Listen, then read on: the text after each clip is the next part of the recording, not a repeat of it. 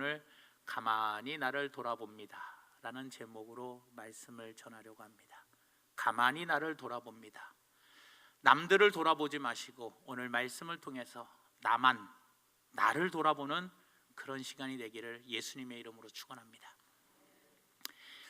내가 내 스스로 자기 자신에 대해서 쓰는 것을 바로 자서전이라고 합니다.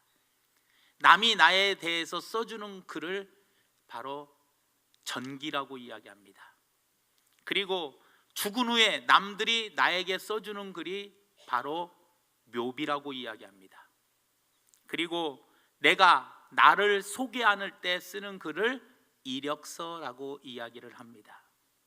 이 모든 것, 자서전, 전기, 묘비, 그리고 이력서, 이 모든 것들은 한 사람의 인생이 어떻게 살았는가를 적은 글들입니다. 우리 모두는 내가 원하든 원치 않든 오늘 하루하루 매 순간순간마다 나의 이력서를 써가고 있습니다. 2019년 4월 7일 11시 예배에 나는 하나님께 영과 진리로 하나님이 받으시는 예배를 드렸나, 아니면 피곤해서 졸다가 갔나, 아니면 딴 생각에 잠겨 있다가 갔나, 나는 지금 이 순간에도 우리는 이력서를 써가고 있더라는 겁니다. 그리고 그 이력서들이 모여서 내가 죽을 때에는 묘비명에 그 묘비에 한 줄의 글이 올라가게 되더라는 거예요. 사랑하는 여러분, 우리가 이 세상을 쭉 살아오면서 내가 나의 이력서를 어떻게 써야 할까요? 오늘 본 말씀에 나오는 입산이라는 사사가 나오는데, 이 지도자는 너무나도 부끄러운 이력서를 썼고 너무나도 부끄러운 인생을 살았더라는 거예요. 7년 동안 입법부, 사법부, 행정권을 담당하면서 7년 동안 나라를 다스렸는데, 나라를 다스릴 때 했던 일이 뭐냐? 30명의 아들과 30명의 딸 장가 보내고 시집 보내는데 모든 것을 다 쏟아 부었더라는 거예요. 이력서가 길어야 좋은 것보다, 이력서가 화려해서 좋은 것보다, 비록 이력서는 짧아도, 이력서는 화려하지 않아도 내가 살아가는 삶 가운데 이 삶 속에 편안하게 안주하는 삶이 아니라 날마다 성장하고 발전하는 삶을 살아가야 한다는 거예요. 그게 올바른 이력서라는 겁니다. 그렇기 때문에 내가 살아가는 삶 가운데 이 삶에서 안주하는 삶보다는 날마다 발전하고 성장하는 것을 포기하지 말고 조금 더 성장하고 조금 더 성숙하고 조금 더 익어가고 그리고 조금 더 겸손해지며 조금 더 발전하는 그런 삶의 이력서를 우리가 써 내려가야 되더라는 거예요. 그런데 이 사사 입사는 그렇지 않았더라는 거예요. 그는 동일하게 60명의 자녀 시집 장가 보내는데 모든 일을 쏟아 부었더라는 거예요. 그래서 입산의 이런 일생이 참 부끄러운 생으로 마감을 짓고 말아버렸더라는 거예요. 그렇다면 왜 입산이 이렇게 부끄러운 인생을 살았느냐? 오늘 이 말씀을 통하여 우리 스스로가 깨닫고 오늘 남을 돌아보지 말고 나를 돌아보는 그런 복된 시간이 되기를 예수님의 이름으로 부탁을 드립니다. 입산이 왜 부끄러운 인생을 살았느냐? 첫 번째로 맡은 자로서 입산은 너무나 부끄러운 인생을 살았더라는 거예요. 하나님께서 입산에게 맡겨주신 것은 사사의 직분이었습니다. 이 사사는 입법, 행정, 그리고 사법부 세 개를 다 통치하는, 세 개를 다 관리하는 굉장한 중요한 것을 하나님이 맡겨주셨더라는 거예요. 그냥 입산이 평범한 집의 가장이었으면, 평범한 아버지였으면 입산은 굉장히 훌륭한 아버지입니다. 왜냐? 60명의 자녀 시집장가 보내는 일이 쉬운 일입니까? 아버지 등골 휘게 만드는 거 아닙니까, 여러분? 그러니까 평범한 가정에서 아버지가 이렇게 60명의 자녀를 시집장가 보냈다고 하면 정말 존경받고 훌륭한 아버지죠. 그런데 입사는 하나님께서 맡겨주신 직책이 있었어요. 사명이 있었더라는 거예요. 그게 바로 사사의 직분이었더라는 겁니다. 그런데 사사의 직분을 어떻게 감당했냐라는 것은 나오지 않고 어떤 이야기만 나오느냐? 30명 장가 보내고 30명 시집 보낸 이야기밖에 안 나옵니다. 제가 한번 7년 동안 사사로서 60명을 시집 장가를 보낸 것을 계산해 보니까 약 한 달 반 만에 결혼식을 한 번씩 치른 거예요. 그러니 사사로서 입법, 행정, 사법 업무를 다 관장해야 할 사람이 한 달에 한 번, 한 달 반 만에 한 번꼴로 결혼식을 준비하고 결혼식을 치르려고 하니 맡은 자로서 사명을 감당했겠냐라는 거예요. 너무나 부끄럽더라는 거예요. 입사는요, 한 나라의 지도자입니다. 사명을 부여받은 사명자고요, 이스라엘의 등대 같은, 한 줄기 빛과 같은 정말 인도하는 인도자입니다, 여러분. 그런데 그런 자가 어떻게 했어요? 자기의 사명을 내팽개치고 자녀들 60명 시집 장가 보내는데 모든 힘을 쏟아 부었더라는 거예요. 그러니 나라 일을 제대로 할 수 있었겠냐라는 거예요. 여러분, 무능하는 거와요, 무능하다는 거와 자기 임무를 포기하는 것은 다릅니다. 내가 힘이 없고 내가 건강하지 못하고 내가 능력이 안 돼서 못하는 건 어쩔 수 없어요. 왜? 내 능력이 안 되니까. 시간이 없고 몸이 아프고 여러 가지로 가진 게 없고 배운 게 없고 능력이 안 되니까 못하는 거는 당연한 거예요. 하지만 하나님께서 이 입산에게는 너무나도 많은 능력을 주셨어요. 능력이 없어서 못한 게 아니라 자기의 능력, 하나님이 주신 능력을 가지고 어떻게 했어요? 자기의 임무를 제대로 수행하지 못했더라는 거예요. 여러분, 사랑하는 여러분, 우리는 반드시 사도 바울이 이야기하지 않습니까? 언젠가는 하나님의 심판대에 반드시 모두가 선다라는 거예요. 고린도후서 5장 10절 말씀에 이는 우리가 다 반드시 그리스도의 심판대 앞에 나타나게 되어 각각 선악간에 그 몸으로 행한 것을 따라 받으려 함이니라. 하나님께서 우리에게 맡겨주신 것, 그 사명 반드시 잘 감당했나 감당하지 못했나 하나님은 반드시 결산을 하게 되더라는 거예요. 그럴 때 사도 바울이 뭐라고 이야기합니까? 고린도전서 4장 1절에서 2절 말씀에 사람이 마땅히 우리를 그리스도의 일꾼이요 하나님의 비밀을 맡은 자로 여길지어다. 그리고 맡은 자들에게 구할 것은 충성이니라. 충성. 맡은 자가 할 것은 오직 뭐밖에 없다는 거예요? 충성밖에 없다는 거예요. 그러니 우리가 하나님의 사명을 맡은 자로서 나는 얼마나 내 개인적인 일보다 하나님께서 나에게 주신 그 사명을 잘 충성되이 감당하고 살았는지 내 자신을 돌아보기를 원합니다. 빌립보서 2장 6절에서 8절 말씀에 그는 예수님은 근본 하나님의 본체시나 하나님과 동등됨을 취할 것으로 여기지 아니하시고 오히려 자기를 비워 종의 형체를 가지사 사람들과 같이 되셨고 사람의 모양으로 나타나사 자기를 낮추시고 죽기까지 복종하셨으니 곧 십자가의 죽으심이라. 십자가의 죽으심이라. 예수님이 맡은 사명이 무엇이었습니까? 우리의 죄를 위하여 십자가에서 죽으시는 것, 그것을 뭐라고 이야기해요? 죽기까지 복종했다는 거예요. 죽기까지 충성했다라는 거예요. 그래서 예수님은 온 집에 충성된 일꾼이라고 표현하고 있더라는 겁니다. 베드로도 보십시오. 예수님을 부인하고 갈릴리에 가서 물고기 잡을 때 예수님께서 찾아오셔가지고 조반을 주시고 그리고 베드로에게 사명을 주십니다. 내 어린 양을 먹이라, 내 양을 치라, 내 양을 먹이라라고 사명을 부여해 주셨을 때 성령의 충만함을 받아 그 사명을 붙잡고 십자가에 거꾸로 죽으면서까지 베드로는 죽기까지 충성된 사람이었더라는 겁니다.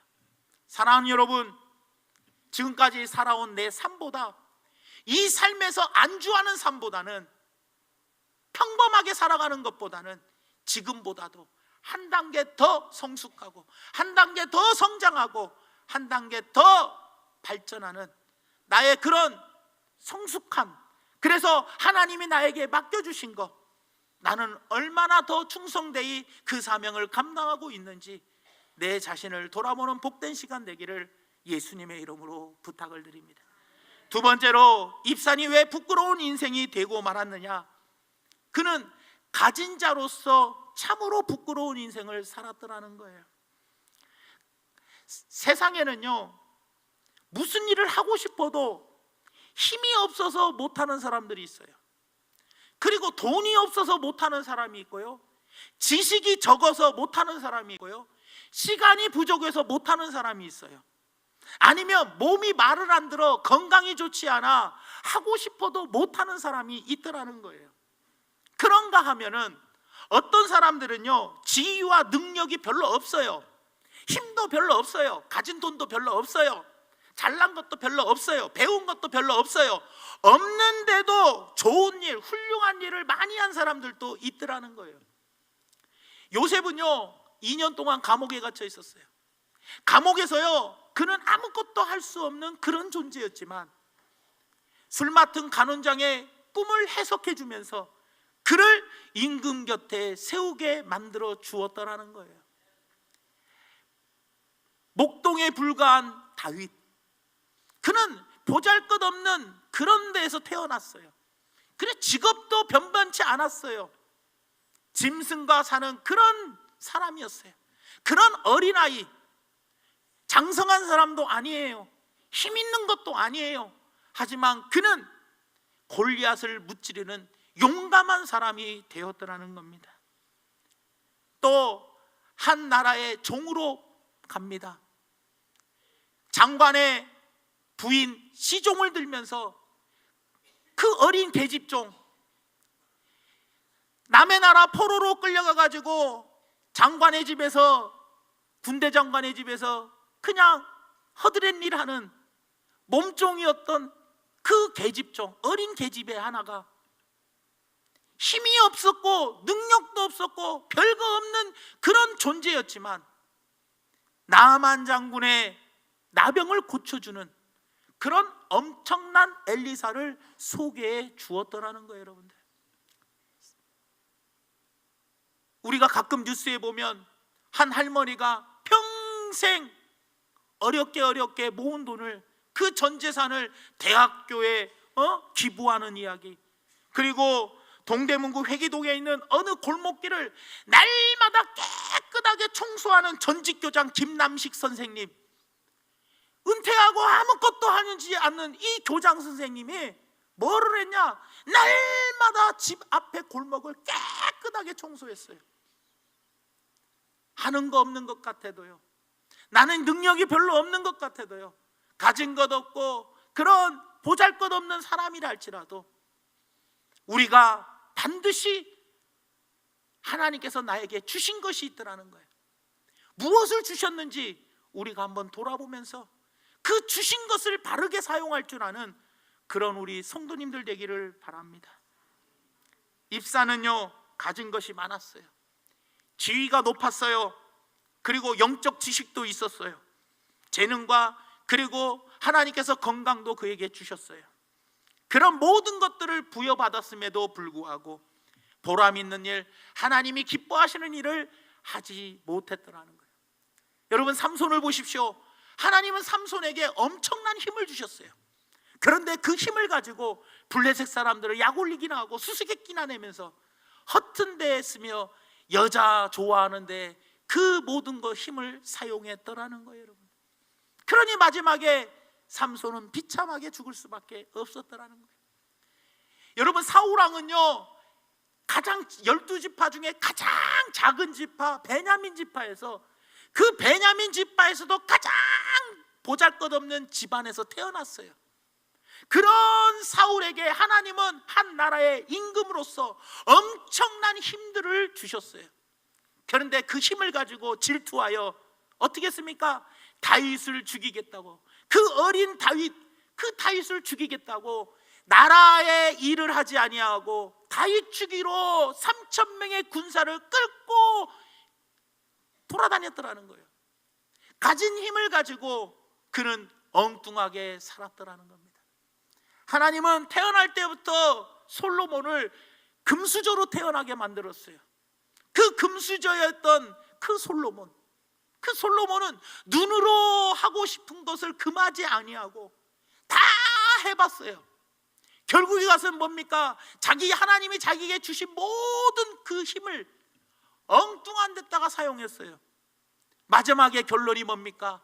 인생 살아보니 헛되니 모든 것이 헛되다는 거예요. 여러분, 사랑하는 성도 여러분, 밀레의 만종이라는 그림을 우리는 잘 알 겁니다. 이 밀레의 만종이라는 이 그림, 여러분들 보시면 잘 아실 거예요. 이 그림이 탄생된 배경이 어떻게 됐느냐? 원래 이 밀레라는 사람은 먹고 살기에 급급해서 목구멍이 포도청이다 보니 먹고 살기 위해서 그림을 그렸는데, 왜냐? 어떤 그림을 그렸느냐? 나체 그림을 그렸어요. 왜냐하면 나체 그림을 그려서 그 그림을 팔아가지고 뭐 했어요? 생계를 유지하기 위해서 열심히 나체 그림을 그렸는데, 어느 날 한 노인이 그 그림을 보더니 이렇게 이야기합니다. 이렇게 좋은 실력을 갖추고 이렇게 지저분한 나체 그림을 그린다 라고 이야기를 합니다. 그럴 때 옳거니 하나님께서 나에게 그림을 잘 그리는 재능을 줬는데 내가 이 재능을 엉뚱한 데다 사용했구나. 그래서 새로운 결심을 갖고 그린 그림 첫 작품이 이 만종이라는 세계적인 걸작이 되었더라는 거예요. 여러분들, 성경은요 우리에게 한층 더 성숙한 것을 요구합니다. 누가복음 12장 48절 말씀의 중반절에 보니까 이렇게 이야기합니다. 무릇 많이 받은 자에게는 많이 요구할 것이요. 여러분들, 우리가 하나님께 얼마만큼 받았습니까? 하나님은 어떤 분이냐? 적게 준 사람에게는 적게 받습니다. 하지만 많이 준 사람에게는 하나님은 많이 요구하시는 분입니다. 그리고 많이 맡은 자에게는 많이 달라 할 것이니라. 하나님의 계산법은요 명확합니다. 내가 너에게 준 만큼 나는 너에게 받아가겠다는 거예요. 그래서 내가 너에게 이만큼 줬으면 내가 너에게 이만큼을 요구할 것이고, 내가 너에게 이만큼을 맡겼으면 내가 이만큼을 너에게 요구하겠다는 겁니다. 이것이 하나님의 계산법이라는 거예요. 그렇다면 사랑하는 여러분, 우리는 어떤 삶을 살아오고 있습니까? 하나님은 나에게 어떤 사람은 100을, 어떤 사람은 70을, 어떤 사람은 30을, 어떤 사람은 10을 주셨다고 가정해 보자고요. 그럴 때 과연 나는 100을 받은 사람으로서 아니면 10을 받은 사람으로서, 내가 받은 자로서 맡은 자로서 그만큼 하나님께 내가 드리는 삶을 살고 있는지요? 남을 돌아보지 말고 내 자신을 돌아보함으로 말미암아 앞으로의 우리의 이력서가 정말로 성숙해지는 이력서, 정말 과거보다 더 나아지는 이력서를 쓰므로 마지막 내가 죽을 때 묘비에 한 줄의 멋진 글을 남들이 남겨줄 수 있는 그런 중앙교회 성도님들 얘기를 예수님의 이름으로 부탁을 드립니다. 도르가라는 여제자를 한번 보십시오. 사도행전 9장 36절에서 39절 말씀에 욥바의 다비다라 하는 여제자가 있으니 그 이름은 번역하면 도르가라. 선행과 구제하는 일이 심히 많더니 그때 병들어 죽음에 시체를 씻어 다락에 누였어요. 그러면서 39절 말씀에 이렇게 이야기를 합니다.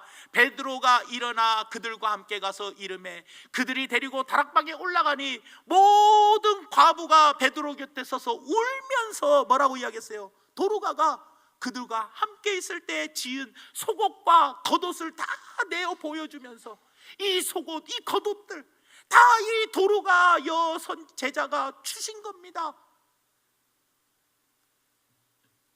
우리가 생을 마감할 때 과연 내 묘비에는 과연 어떤 글이 올라갈지요?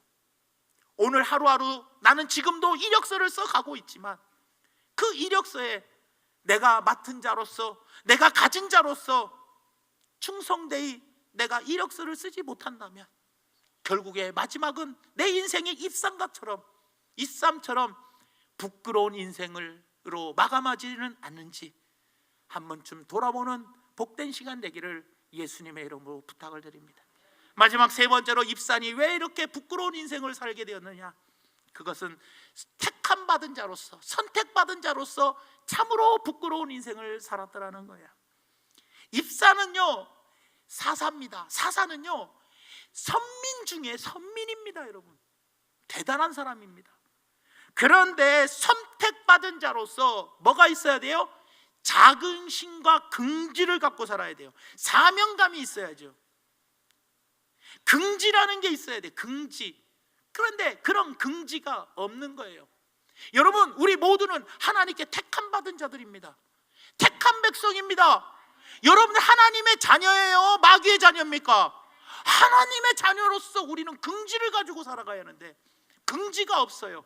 오늘 본 말씀 9절에 보니까 이렇게 이야기합니다. 그가 아들 30명과 딸 30명을 두었더니 그가 딸들을 어디로 보내요? 밖으로 시집 보내고, 외국으로 시집 보내고, 쉽게 말하면 외국으로 시집 보내고, 아들들을 위하여는 밖에서 여자 30명을 데려왔더라. 외국에서 여자 30명 데려왔더라. 여러분, 하나님의 택함 받은 자로서 자부심과 긍지가 있어야죠. 그런데 아들, 딸 30명을 외국에다가 시집 보내고 아들 30명은 뭐예요? 며느리들을 외국에서 데리고 들어와요. 지금으로 말하면 소위 일제가 좋다, 미제가 좋다, 독일제가 좋다, 우리나라 제품을 우리가 사랑하고 우리나라 것을 생각하는 게 아니라 무조건 비싼 외제가 좋다라고 무작정 외제를 사들이는 거와 똑같은 삶 아닙니까, 여러분? 내가 대한민국 국민으로서 태어났으면 대한민국 국민으로서 대한민국을 사랑하고 대한민국의 제품을 사용하고 대한민국을 우리가 저기 하는데, 옛날에 우리 어떻습니까? 일제 밥통 하나만 있으면 그냥 최고였죠. 그게 자랑이었죠. 제가 뭐 외제를 사지 말라라는 뜻이 아니라 그만큼 자녀를 그냥 정략 결혼 때문에 어쩔 수 없이 뭐 두세 명, 세네 명, 5명, 6명 이 정도 뭐 주변 나라들과 뭐예요? 정략 결혼으로 해서 나라를 좀 돈독히 세우기 위해서 시집장가 보냈다면 이해라도 됩니다. 그런데 100% 30명 다 60명 전체를 갖다가 30명은 외국으로 보내고 30명은 외국에서 데려옵니다. 몇 명이면 몰라요. 그런데 참으로 안타까운 삶을 살더라는 거예요. 교만과 긍지는 서로 다릅니다. 교만은요 남들 앞에서 자기가 제일이라고 자신을 높이는 게 교만입니다. 하지만 긍지는요 자기의 위치를 지키면서요 자신을 가꾸어 나가는 어떤 단호함이 배어 있는 겁니다. 여러분, 사랑하는 성도 여러분, 성경은요 신자들을 부르는 이름이 많아요. 신자를 부르는 이름은 성도, 그리고 그리스도인, 그리고 예수님의 제자, 모두가 다 선민의 이름들이에요, 여러분들. 그래서 베드로전서 2장 9절 말씀에 이렇게 이야기합니다. 그러나 너희는 택하신 족속이요 왕같은 제사장들이요 거룩한 나라요 그의 소유된 백성이다 라고 이야기해요. 사랑하는 여러분, 우리는요 택하신 족속이고 왕같은 제사장이고 거룩한 뭐예요? 나라의 그의 소유된 백성인 여러분들은 하나님의 자녀라는 엄청난 선민의 택한 민족이라는 것, 이 긍지와 자부심을 잃고 살아간다면 하나님이 기뻐하시겠냐라는 거예요. 당당하십시오. 우리가 세상을 부러워하는 그런 우리가 되지 말고, 세상이 교회를 부러워하고 세상이 중앙교회 성도들을 부러워하게끔 하나님의 자녀로서 긍지와 자부심을 가지고 살아가야지. 세상에서 하나님의 자녀답게 살지 못하여 긍지, 자부심을 다 잃어버리고 위축되고 기죽어서 살아간다면 그게 바로 나의 이력서에 어떻게 남겨지겠냐라는 거예요. 내가 세상을 부러워하는 것이 아니라 세상 사람들이 그리스도인들을 부러워하여, 요셉을 볼 때 어떻게 해야 합니까? 하나님이 요셉과 함께 하심을 보았다. 하나님이 요셉과 함께 하심을 보았다고 창세기 39장 2절 그리고 21절인가 24절에 이야기하고 있잖아요. 두 번이나 종살이 하면서도, 그리고 감옥살이 하면서도 요셉은, 주변 사람들이 요셉은 하나님이 함께 하신 사람이라는 것을 보여주었더라는 거예요. 사랑하는 여러분, 가룟 유다를 보십시오.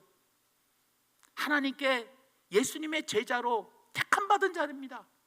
예수님의 제자로 택함받은 그가 12명 안에 들어간 게 얼마나 대단한 겁니까?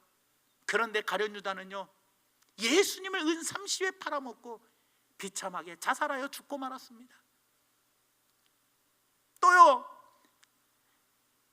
고라와 다단과 아비람과 지휘관 250명, 민수기 16장 1절에서 2절에 네이의 증손 고핫의 손자 이스라엘의 아들 고라와 르벤 자손 엘리압의 아들 다단과 아비람과 벨렛의 아들 온이 당을 짓고 이스라엘 자손 총회에서 택함을 받은 자 곧 회중 가운데서 이름 있는 지휘관 250명과 함께 일어나서 모세를 거스리라. 이 세 명이, 네 명과 이 250명이 작당을 하고 하나님께서 그들에게 네이지파라는 엄청난 것을 주셨는데 그들은 그 네이지파로 택함받은 것에 만족하지 않았더라는 거예요. 그래서 모세가 이야기합니다. 9절에서 10절에 이스라엘의 하나님이 이스라엘 회중에서 너희를 구별하여, 택함받은 백성들 중에서 너희를 구별하여 자기에게 가까이 하게 하사 여호와의 성막에서 봉사하게 하시며 회중 앞에 서서 그들을 대신하여 섬기게 하심이 너희에게 작은 일이냐? 이거 큰 거라는 거예요. 하나님이 너와 네 모든 형제 네이 자손으로 너와 함께 가까이 오게 하셨거늘 너희가 오히려 제사장 직분을 구한다라고 이야기합니다. 여러분, 이들은요, 하나님께서 백성들 중에서 특별히 구별하여 낸 더 특별하게 그들을 선택해 주었어요. 그러나 그들은 그 선택에 만족하지 아니하고 어떻게 했어요? 더 많은 것을 요구했더라는 거예요. 결국은 땅이 갈라지면서 모두가 죽고 말아 버렸더라는 겁니다. 사랑하는 성도 여러분, 하나님이 나를 사랑하셔서 태초부터 나를 택하여 주시고 예수 그리스도를 십자가에 죽어서 물과 피를 한 방울도 남김없이 죽게 하셔서 나를 구원하여 나는 구원받은 하나님의 귀한 자녀입니다. 그러니 자부심과 긍지를 잃지 말고 세상 사람들 앞에 떳떳이 나가고 떳떳이 주님의 자녀로서 그리스도인의 모습을 확실하게 보여줄 수 있는 우리 모두가 되어 부끄러운 인생으로 살아가는 인생이 아니라 떳떳하고 당당하고 자부심을 갖는, 긍지를 갖는 인생으로 살아가는 중앙교회 성도님들 되기를 예수님의 이름으로 축원드립니다. 말씀의 결론을 맺습니다. 사랑하는 성도 여러분, 맡은 직임에 비해서 내가 해놓은 것이 얼마나 있는지요, 받은 은혜에 비해서 내가 하나님께 보답함이 얼마나 있었는지요, 하나님이 주신 것 가지고, 하나님이 나에게 주신 능력 가지고, 하나님이 나에게 맡겨주신 것 가지고 과연 나는 남의 마음을 아프게 하고 그리고 남의 눈에 피눈물을 흘리게 하지는 않았는지요? 아니면 내가 하나님이 나에게 맡겨주신 것 가지고, 나에게 주신 것 가지고 나는 남들을 섬기면서 살아왔는지요? 나는 청지기로서 사명을 잘 감당했는지요? 입산보다 더 짧은 이력을 갖고 있는 입다, 오늘 본 말씀 7절에 입다에 대해서, 입다가 이스라엘의 사사가 된 지 6년이라고 이야기해요. 오늘 본 말씀에 바로 입산, 바로 전 사사가 누구였어요? 사사가 입다라는 사람인데, 입다는 6년간 했어요. 입사는 7년 동안 사사를 했지만 입다는 6년간 사사를 했어요. 그런데 입다의 환경을 보면요, 입다는 성경에 2장에 걸쳐서 입다에 대해서 이야기해요. 비록 6년의 짧은 사사 생활을 했지만요, 사사기 11장 1절에 보면요 이렇게 이야기합니다. 길르앗 사람 입다는 큰 용사였으니 기생이 길르앗에게서 낳은 아들이었다. 여러분, 입다라는 사사는 태어난 배경이 어떻게 태어났냐? 기생에게서 태어났어요. 기생, 환경이 최악의 환경에서 태어났어요. 그런데 그가 어떻게 됐습니까? 3절에 보니까 이에 입다가 그의 형제들을 피하여 돕당에 거주했대요. 도망갔어요. 배다른 형제들, 이복 형제들이요 죽인다고 하니까 뭐 했어요? 도망가가지고 딴 데 가서 살았어요. 얼마나 열악한 환경에서 입다는 살았냐라는 거예요. 그런데 그 입다는요 어떻게 합니까? 이 암몬과 전쟁을 치러서요 승리합니다. 그리고 나중에 가서는 에브라임과의 또 전쟁에서 승리하는 아주 위대한 일을 하고 맙니다. 그리고 에돔과의 전쟁에서 이기게 해주시면 나를 처음으로 반겨주는 사람을, 그 사람을 하나님께 제물로 드리겠다고 할 때 무남동녀 외동딸이 가장 먼저 소고를 치면서 아버지를 반겨주었다. 그 외동딸을 하나님께 드리는 엄청난 서원을, 약속을 지킨 사사가 바로 입다였더라는 거예요. 입다는 입산보다 1년 적게 사사 일을 감당했지만 그 짧은 6년 동안에 많은 일, 배경, 가진 것, 환경 전체가 좋지 않았지만 너무나도 많은 업적을 이루었고, 입사는 7년이라는 세월 동안에 너무나도 부끄러운 인생을 살았더라는 겁니다. 사랑하는 여러분, 내가 어떤 환경에서 태어났고 얼마를 가지고 하나님께서 주셨냐가 중요한 게 아니라 내가 어떠한 삶으로 살아가는지 내 스스로를 돌아보면서 요한복음 12장 11절 말씀처럼 나사로가 어떻게 했어요? 죽음에서 살아난 후에 나사로 때문에 많은 유대인이 가서 예수를 믿음이니라. 나 때문에 많은 사람이 전도되어지고 나 때문에 많은 사람들이 하나님의 자녀로 부르심을 받는다면 얼마나 큰 감격이겠냐는 거예요. 말씀의 핵심입니다. 우리 삶은 누구나 한 번은 다 왔다가 가는 겁니다. 갈 때는 빈손으로 갑니다. 그럴 때 나는 하나님이 나에게 맡은 자로서 맡겨주셨는데 충성되이 감당했고, 하나님이 나에게 주신 것이 있는데 가진 자로서 나는 얼마만큼 부끄럽지 않는 인생을 살았으며, 내가 하나님께 택함 받은 자녀로서 밖에서 세상에서 어느 누구 앞에서 부끄럽지 않는 인생을 살았는지 우리 삶을 돌아보면서 마지막에 내가 죽을 때 내 묘비에 한글을 남들이 어떻게 써주실까 한번 돌아보면서 우리 모두가 다 멋진 그런 묘비명을 만들어내는 중앙교회 성도님들 되기를 예수님의 이름으로 축원을 드립니다. 사랑의 하나님, 고맙고 감사합니다. 오늘 말씀을 생각하면서 우리 모두가 다 하나님, 부끄러운 인생을 사는 입상과 같은 사람이 되지 말고, 입다와 같이 자라난 환경은 좋지 않았지만 가진 것 없이 도망가서 살았지만 하나님, 입다는 너무나도 훌륭한 일을 많이 하는 그런 인생을 살았습니다. 우리 모두가 다 입상과 같은 부끄러운 인생이 아니라 입다처럼 훌륭한 인생을 사는, 하나님을 기쁘시게 하는 인생을 사는 성도님들에게 성령님이여 역사하여 주시옵소서. 예수님의 이름으로 간절히 기도 올리옵나이다. 아멘.